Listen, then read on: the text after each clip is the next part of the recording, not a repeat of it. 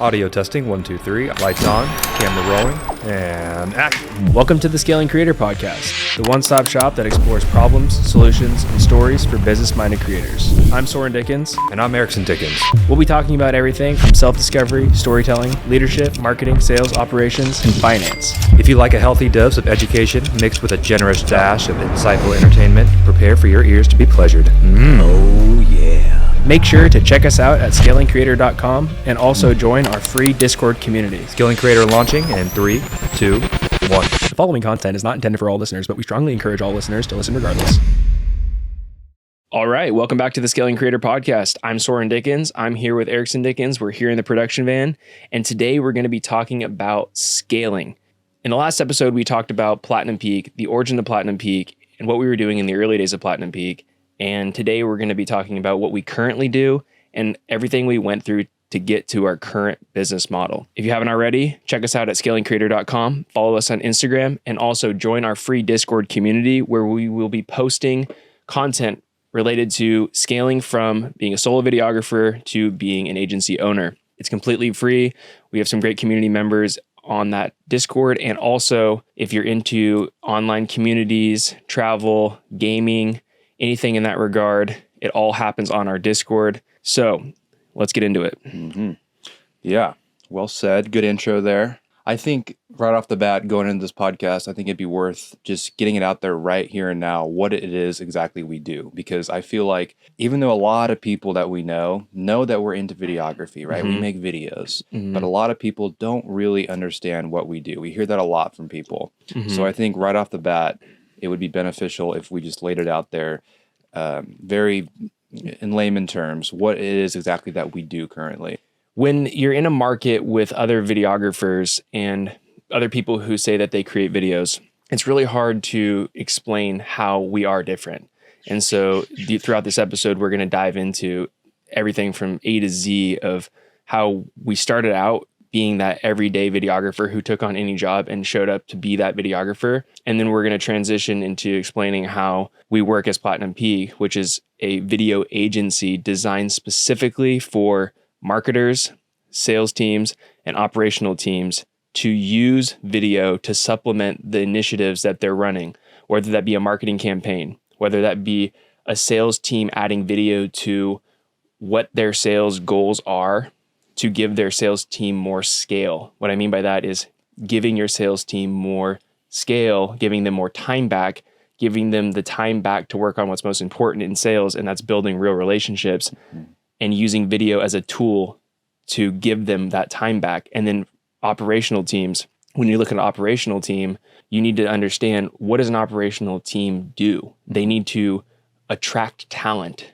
They need to recruit that talent. They need to onboard that talent. They need to train that talent, and they need to retain that talent.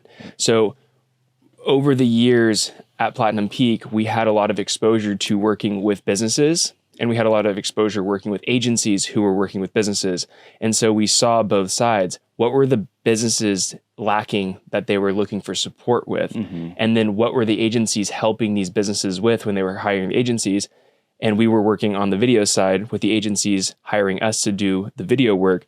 So we got to see both sides of the equation there. And 2 years ago, we really started to shift into delivering results, creating content specifically for the sales teams, the marketing teams, and the operational teams. And that's where we're at today. So when you peel all of that back and you start with the top of the funnel, as we like to say. And what's a funnel exactly for people who are listening who might not be too familiar with the term?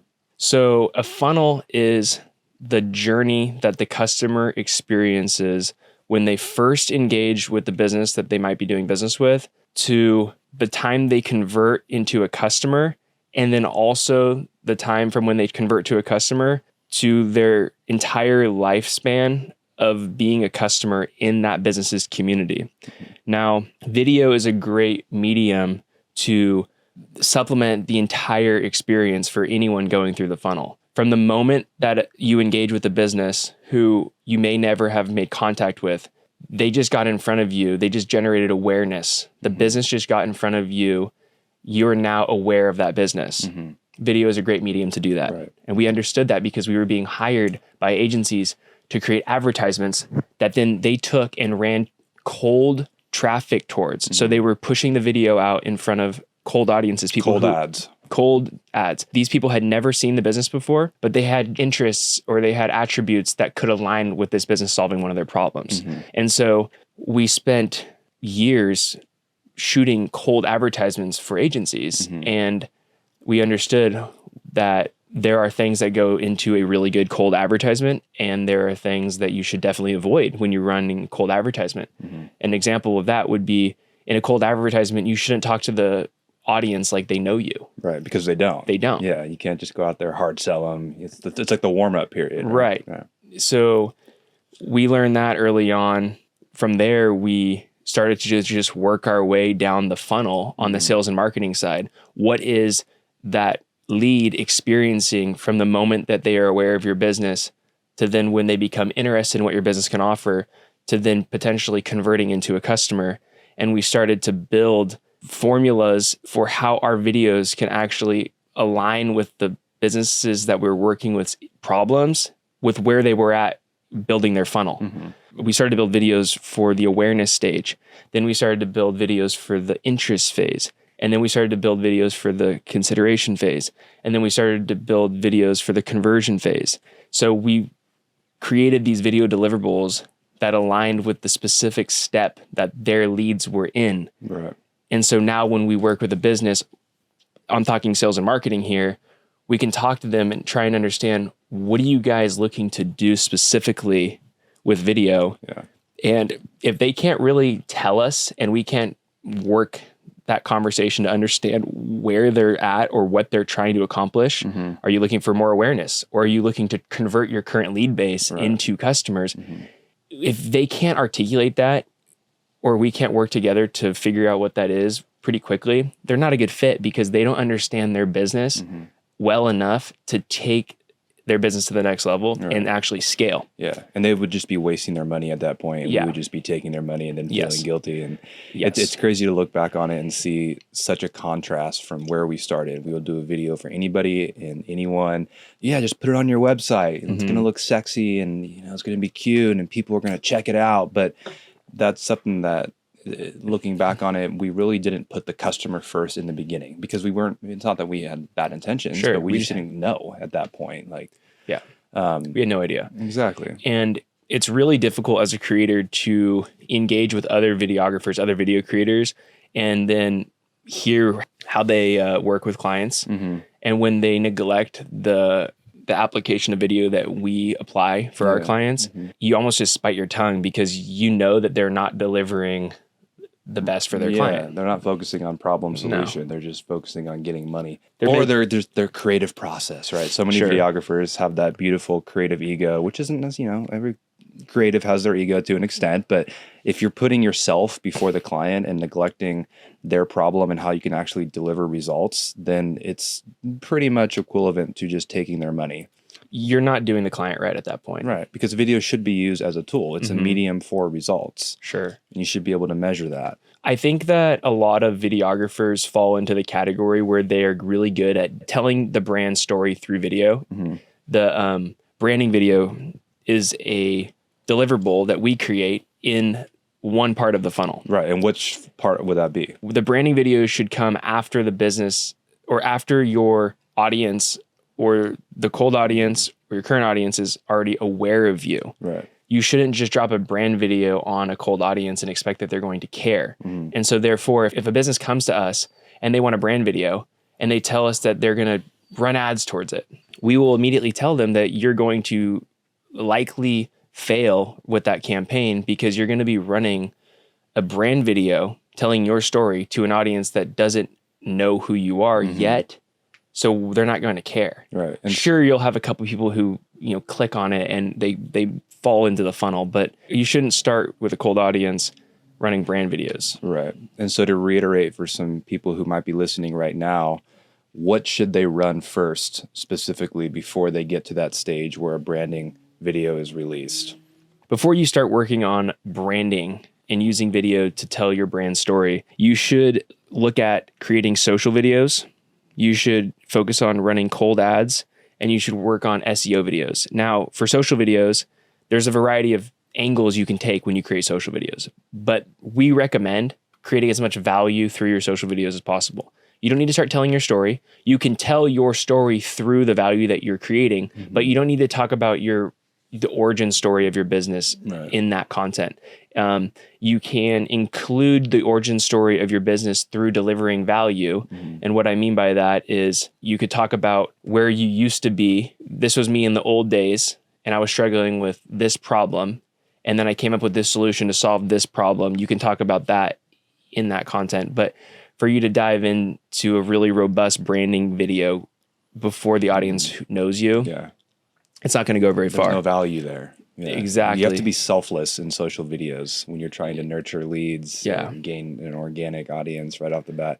Focus always on character, conflict, and solution. What I mean by character is not yourself. In this situation, the character is your target audience, the people that your expertise applies to.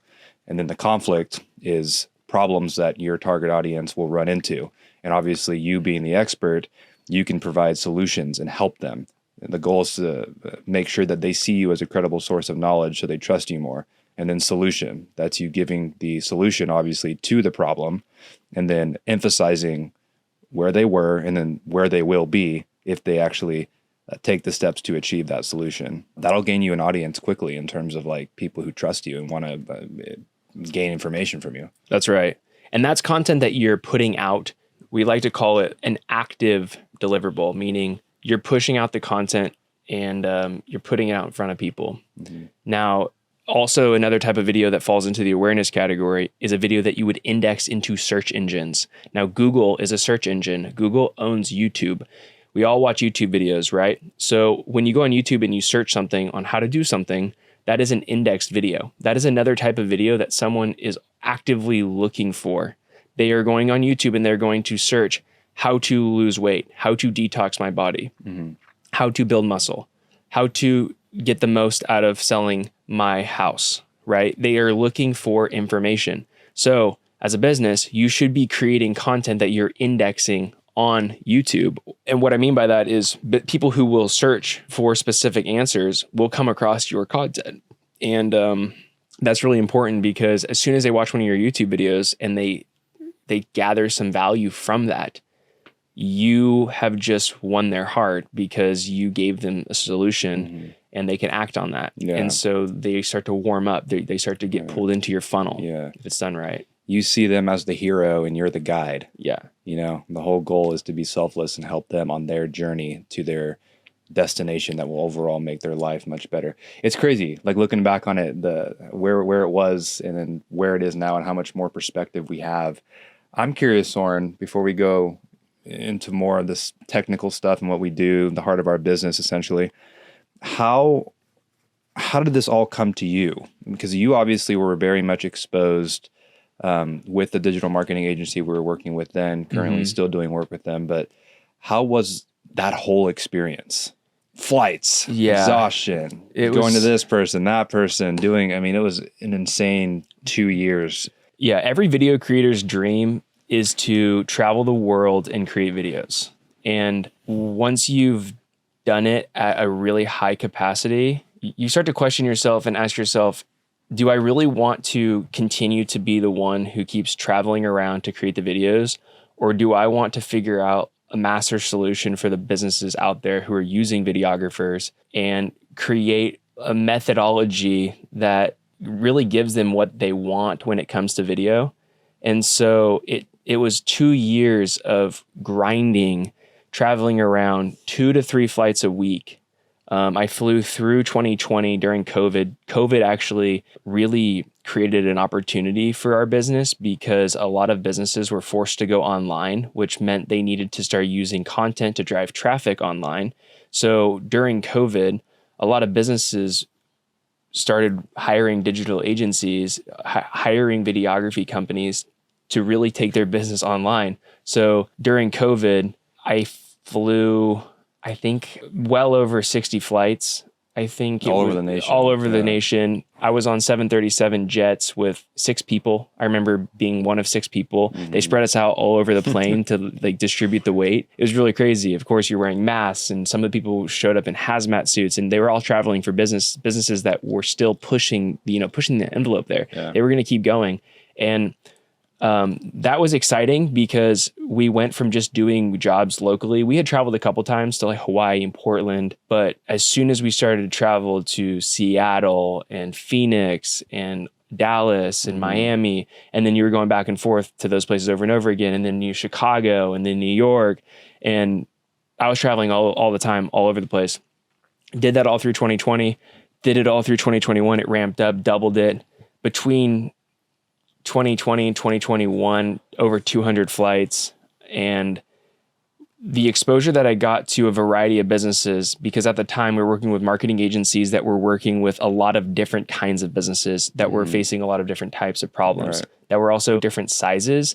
So we were working with businesses that were doing less than $1 million a year in revenue. We were working with businesses that were between the 1 to 5 million. We were working with businesses that were between the 5 to 10 million. And then we were working with some businesses that were 50 to 100 million.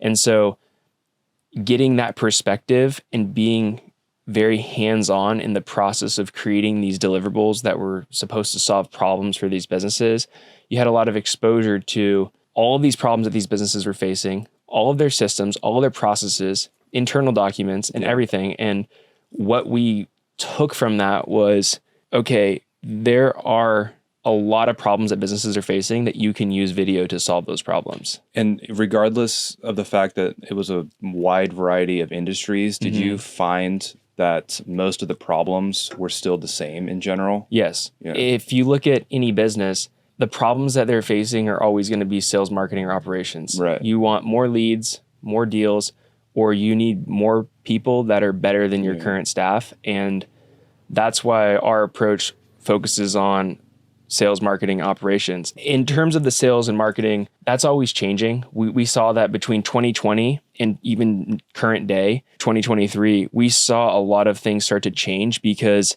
in digital, things that used to work stop working once it becomes really saturated. So the application of video in the early days was one way, and we're always having to constantly change. And that's why now with our team, we're able to identify new trends, new ways to apply video and adopt. Yeah. An example of that would be today, social media short form reels are really popular, where in 2020, they weren't as popular. You could run 3-4 minute videos on Instagram and still get good reach. If you run a 3-4 minute Instagram video now, you're not going to get any reach. People want short form video content. And we're having to constantly stay on top of those changes and trends, which is difficult. But outside of sales and marketing, I personally love operations and applying video to operational issues. Right. That leads me to my next point is like you were traveling all over. And for people who don't know, I wasn't traveling with him. I probably only went on maybe 12-15% of the trips he went on just because at that point in time, I was getting my master's degree and I was handling some of the back end work, the editing, more so towards the beginning. But then that leads me to my next point is like emphasize how much video you were actually shooting with these clients, because it got to a point in the beginning, I could handle like the editing back home. You know, you'd send me the footage, I would edit it, turn it around. But then, like you said, it got to a point where you're taking like 2 flights a week, sometimes more jobs. So how did that lead Platinum Peak, our company, into eventually realizing that we have to scale? If this is going to be sustainable, we have to scale because we are getting so much content, we're getting so much work. It's impossible to keep this up. So tell us how, like, at what point did you know that we had to bring in more? We had to strengthen our own people operations. Being a team of 2, we were in a position where we were making good money and we were keeping all the money. Right. Yeah. Like we would bring in X and it would just be you and I, and we would have other expenses, but it was hard to say, okay, let's add one more person to this. Let's add another person to this, because you just start to see the money that you're making go out. Right. Of course, now looking back on it, you should want to keep spending as much of that money as possible to keep growing. But at that time, we were hesitant to grow. And so you were editing everything. I would go out and shoot it. And we started to shoot 2 to 3 projects a week. I remember being gone one time where we shot 6 back to back. And it was at that point where we realized we had to find a way to hire other editors. So first thing we did was we hired another editor.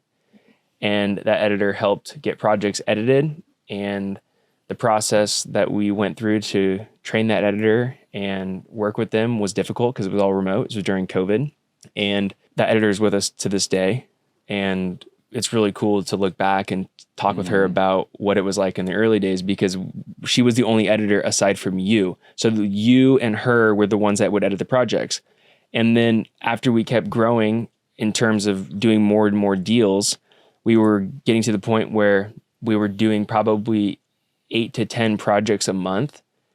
And what that led us to was having to then hire a project manager, someone who would oversee the projects when they came home, so that it wasn't just the editor who was seeing the projects.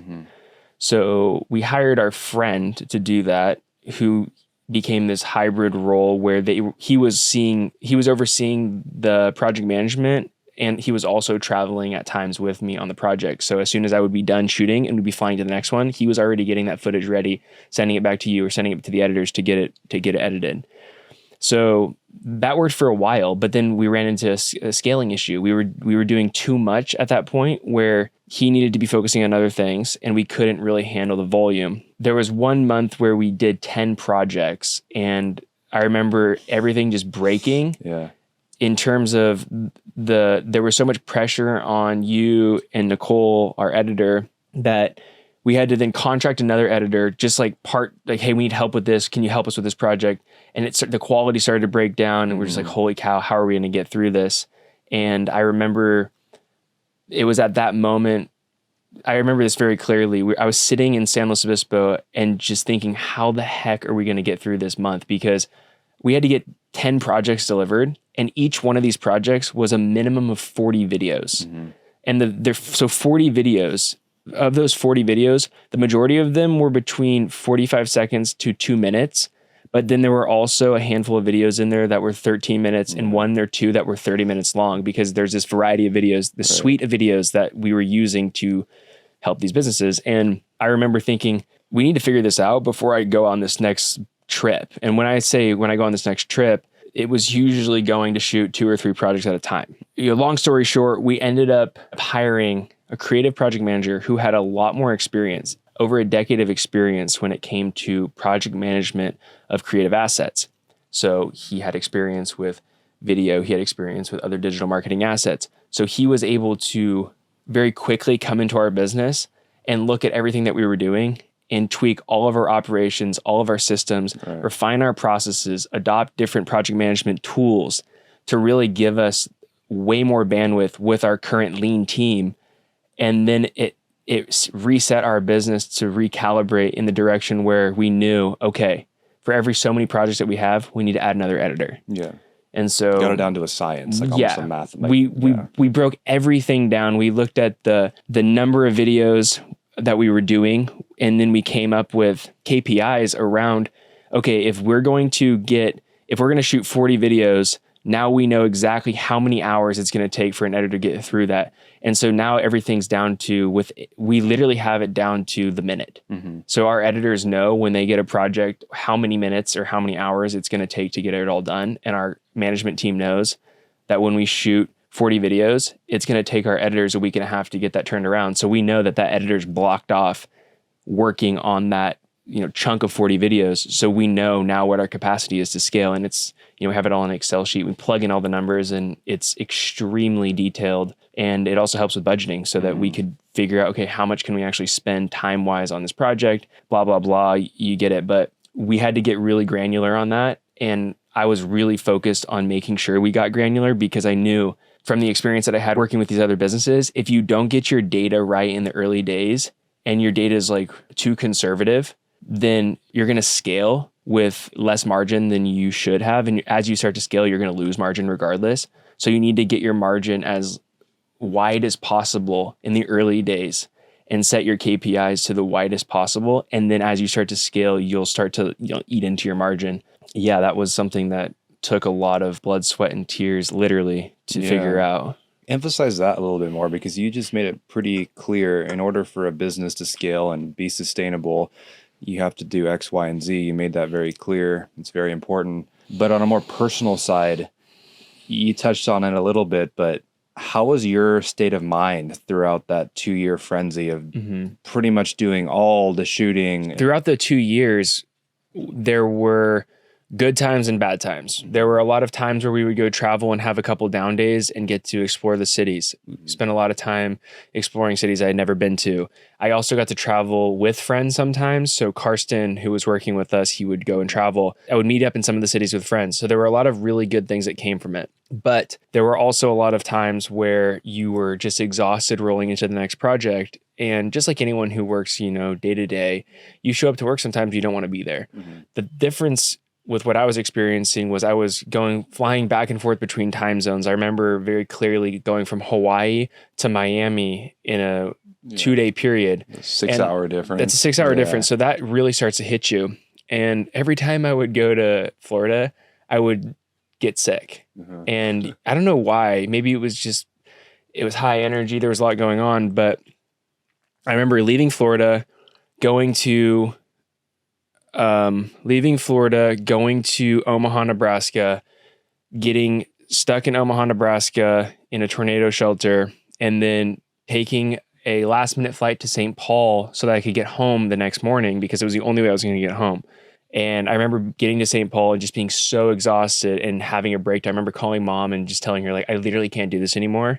And it was at that moment where I realized I needed to double down on the scaling efforts that we were doing back at home, because the toll it was taking on my mental health, it had reached like an all-time high. I would say that I have a very high capacity for stress. It takes a lot to wear me out. I have a lot of energy. I can handle the grind. And I did it for 2 years straight, where I lost people through the process. Just to put it out there, the guy who was working with us, he got completely burnt out. We burned him out of traveling. Who would have ever thought that someone who gets to travel for work and go and experience all these great times would actually get burned out of it? Well, it's real, because even though it might look good on Instagram, the reality is you have to wake up the next morning and keep going. Yeah. So there's not as much time to sit around and reflect and recover. You're just on to the next project. And so that really did have a major toll. Do you feel like it suppressed your creativity in a way? Oh, yeah. Yeah. I would say that some of the most creative I've ever been was coming off of taking like 2 or 3 weeks off of traveling. And then the least creative I've ever been, just feeling dull and feeling like this was almost like the end. Like, I've stopped growing. I've stopped developing. My mind and my creativity's gone. Almost like you were trapped. You felt trapped. Those were the times where you're getting on another plane and saying, okay, I have like 3 hours to sleep right now. I'm going to try and sleep. When you wake up, you just feel worse. You wake up and you're tired. It's like waking up from a nap. And having to reframe yourself and tell yourself that it's going to be okay, and that that in 2-3 weeks from now, you're going to be fine. But luckily, the creative work had been done before showing up to the shoots, and a lot of it was happening in post too. So you didn't really have to worry about that. You just had to show up and run the production. Right. And you had to show up, and you also had to put on a front, because there were so many times where I would show up and I would be feeling like absolute crap. Yeah, but they expect the experience, and from they you, expect the experience, the communication, everything that you need to deliver on a production. You had to show up and throw your acting pants on and pretend like everything was good. And that the same experience that you would give someone with a fresh set of legs and a fresh mind, you had to figure out how to do that for people when you were 6 shoots in.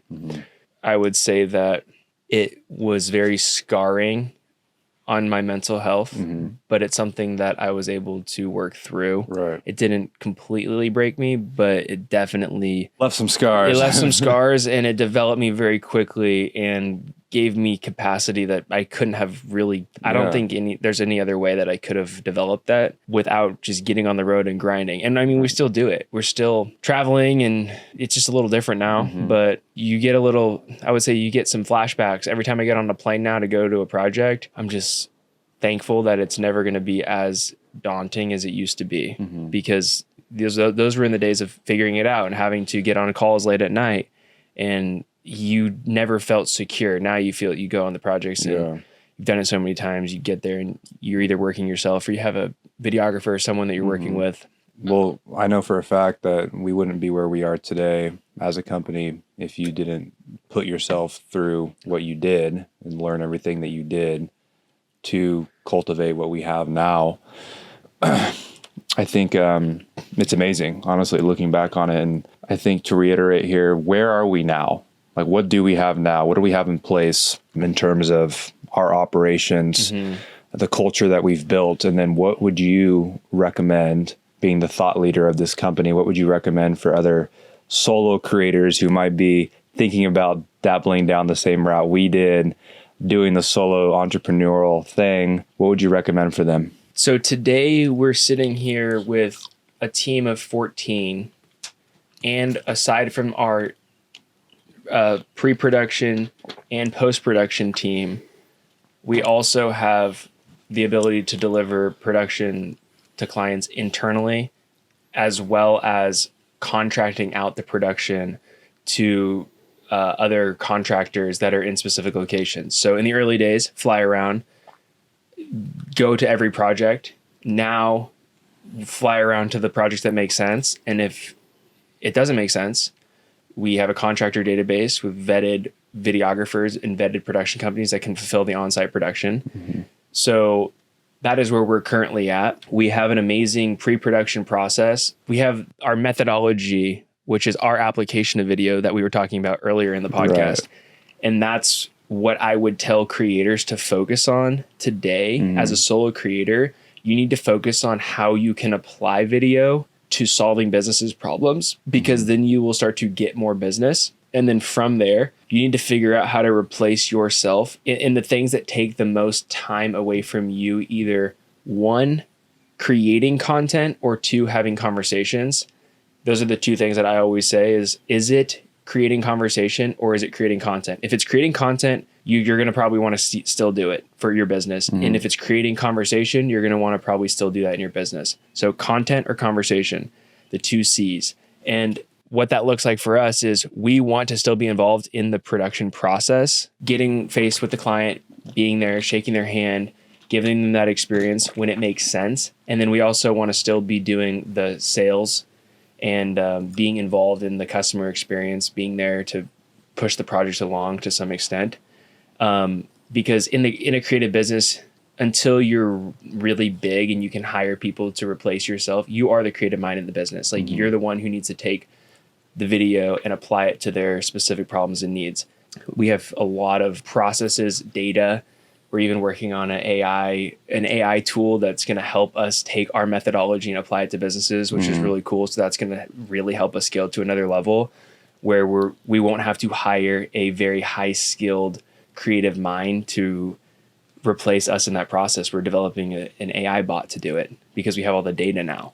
So that's really interesting. Looking back, if you're a solo videographer, solo video creator, you need to look at how you are selling your videos and how you're applying your videos and what you can create to the problem businesses are having, sales, marketing, operations, and follow our framework. Join our Discord community, follow us on social media. You're going to see us talking about that framework. And we have it all detailed, documented. We have slide decks, presentations, videos. We're really just starting to roll out everything that we've been working on for 7 years, and our audience hasn't seen it. The only people who have seen it are our clients. And so it's really exciting to see what's going to come in the next 6-12 months as we start to push out all of this content that is very specific to the methodology that we've created when it comes to applying video to businesses' problems. Because I personally have never seen another video production company rolling with this same strategy. Yeah. And we have it down in a way where we know what is going to change when it comes to sales processes or marketing applications. We know that those are going to continue to change. And so we had to develop systems to continuously be learning those verticals. And as a new trend pops up, how can we pivot? Like the social media reels, short form video content that came up. We had to figure out how can we apply our application of video to businesses through short form video. Right. That's a whole other rabbit hole. It's a whole other rabbit hole. Yeah. But we had to learn, and you're always listening to the market. So yeah, the market's they're in charge. You got to adhere to that. I think going down a documentary route as well, because that's something we haven't really discussed too much, and how valuable that can be to people. I mean, we've done some amazing documentary projects. I think maybe at one point we'll touch on that a little bit, how that fits into all this we've talked about too, because that's a whole other asset that can be used by businesses that I think a lot of them aren't too familiar with, and how it could actually be leveraged. And we have some really cool documentaries we've worked on throughout the years as well. So yeah, we'll touch on that in another episode here coming up. But yeah, I mean, there you guys go. That's a pretty robust view on the journey the past few years and how it all evolved, and you know, the pivot, the transition, the evolution, and what Soren went through, the blood, sweat, and tears, like he said, to understand the need to not only revamp our business, but also serve clients in a totally different way that a lot of video agencies don't even see at this point.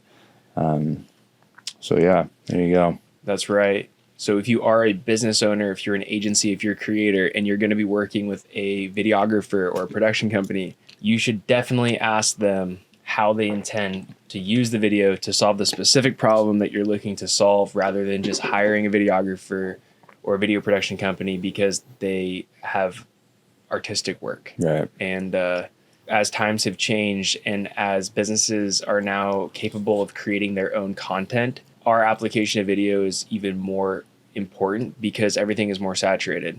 So the right strategy will stand out. And what's even better today is that we're working with a lot of businesses that are creating a lot of their own content, just following our methodology. Exactly. And that's important. Yeah. So facts. Well, thank you for tuning in to the Scaling Creator podcast. Check us out at scalingcreator.com. Follow us on Instagram. If you're interested in any of the documentation around our methodology when it comes to applying videos to agencies, businesses, and creators, shoot us a DM, email us, or if you subscribe on the Scaling Creator website, you will be put into a drip campaign, which will actually send you this content. So we look forward to the next episode, and thanks again.